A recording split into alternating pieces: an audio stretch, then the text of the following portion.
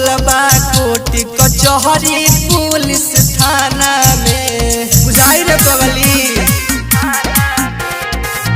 बानी मशहूर रंगदारी से जमाना में जिला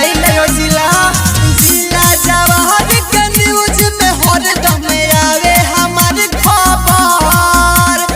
जिला जवाहर के न्यूज में हरदम आवे हमार खबर।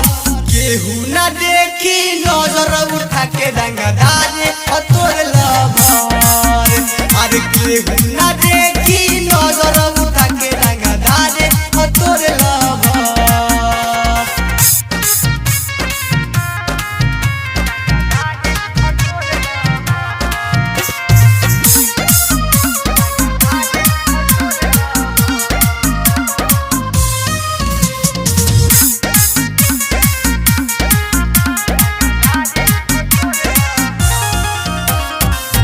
बहनी बदनाम बाकी चारू ओरी नाम बा से जिया करे जा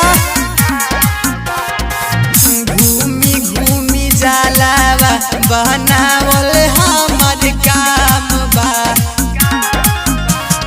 देरी न करे मारे में गोली अभिषेक सोनू सागर।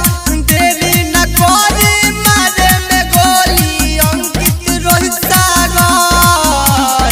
केहू न देखी नजर उठा के रंगदार हो तोर लवर।